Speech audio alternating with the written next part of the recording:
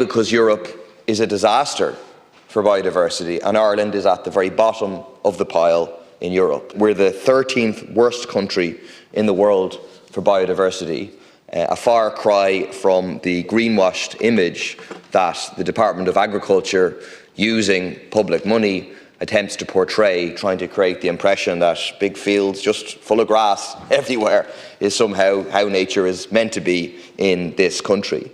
We in People Before Profit welcome the passing of the nature restoration law. If we had a member of the European Parliament, and clearly we hope we have at least one member of the European Parliament after the next European elections, well then yes, we would have attempted to try to strengthen it, but we would have then voted for it. Why? Very simple. It's been laid out by a bunch of people, so at least the basic facts are not apparently in dispute in this debate, but the consequences of those facts clearly are. Why? Because we're in the middle of an intense biodiversity emergency, a sixth mass extinction event. Why? Because Europe-wide, 81% of the habitats that were supposed to be protected by the Habitats Directive 30 years ago are not in good condition now. Why? Because Europe is a disaster for biodiversity, and Ireland is at the very bottom of the pile in Europe.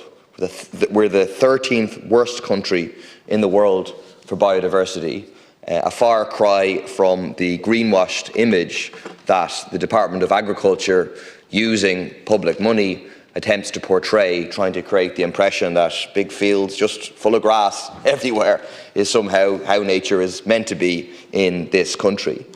Native forests once covered 80% of our land, but have now been reduced to a measly 1.5%. Almost none of our protected nature sites have effective conservation or management plans in place. There's massive biodiversity loss and damage even in the crown jewels of Irish nature, like Killarney and Connemara National Parks. We like to give out, correctly, the whole world should give out about the destruction of the Amazon rainforest, the lungs of the earth. But we have done, and it's not all of us in it to the same extent, but it has been done to our equivalent by draining, burning, extracting from our bogs. In light of all of that, the key nature restoration law proposal to restore 20% of land and sea areas by 2030 seems extremely modest. It is the absolute minimum that we should be doing to avoid further biodiversity meltdown. We regret that the final version that was passed was watered down a lot from the original version.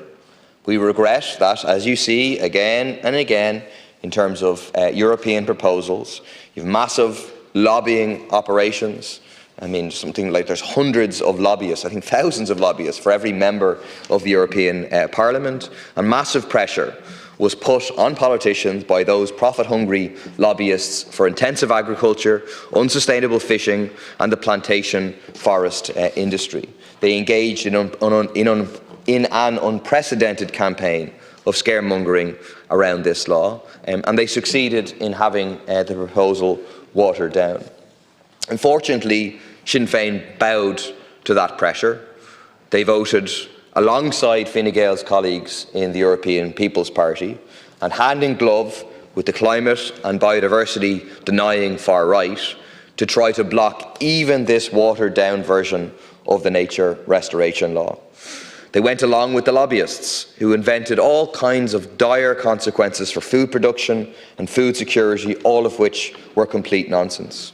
The truth, as a coalition of 3,000 actual scientists came together to say, is the exact opposite.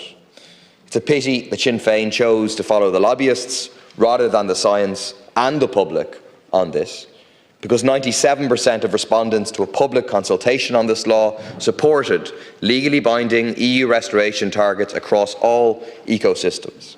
So we know that nature restoration is popular as well as ecologically essential. Sinn Féin needs to follow the science, listen to the people, not the lobbyists on this. And if they did, they would realise that protecting biodiversity and restoring nature will not undermine food production and food security. Because nature and biodiversity are the whole basis of food security. It's absolutely true that no farmers, no food. But it's also true, no nature, no food. Without nature and functioning ecosystems, eventually we will have no food production. The collapse of biodiversity, the consequence is, you lose out in terms of the number of insects and so on. The consequence is going to be a crisis in terms of food production in this country and worldwide. That's the trajectory that we are on, towards absolute catastrophe. So we need to take a long-term view of this, instead of what Sinn Féin and most of the leadership of farmers' organisations in this country and across Europe have chosen to take, by swallowing and regurgitating the lies of industry lobbyists, choosing to cut off their nose to spite their face. Rather than seeing this as a positive opportunity to reward farmers for farming in an environmentally friendly way, instead they sought to block it and to water it down. For years, this is the truth, and farmers are not to be blamed for it. We paid farmers to degrade nature by overgrazing sheep in ecologically sensitive areas, by overstocking the best agricultural land, and by overexpanding the national herd. That was done by farmers responding to incentives created by the state. That's the truth. Governments have responsibility for that. But that doesn't mean we should continue in that direction. We are in the midst of a climate and biodiversity emergency that is not just causing the 6th mass extinction event, but is threatening our own survival and that of the human race. Ultimately, hundreds of millions or billions of people are faced with death worldwide unless we act now to stop it. And so we need to change the nature of the incentives. We need to incentivise farmers not to bring us further over these catastrophic cliffs, but instead to richly reward them for restoring nature and reducing carbon emissions. This has to happen on a massive, unprecedented scale. It isn't about piecemeal environmental schemes which are tagged onto a whole model of agriculture that is based on industrialised agriculture that is deeply damaging to both biodiversity and the climate. Instead, we need a rational, democratically planned, sustainable food system where restoring nature, protecting biodiversity would become one of the main sources of farmers' income, and in many cases would become the main source. We need farmers to save the future of our planet, and we need to make a political decision to pay them handsomely to do that.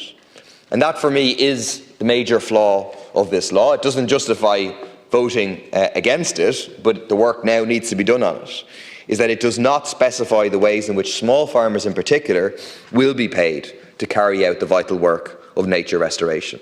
We need to listen to farmers on this, and we need to work with them to come up with the best ways of achieving this.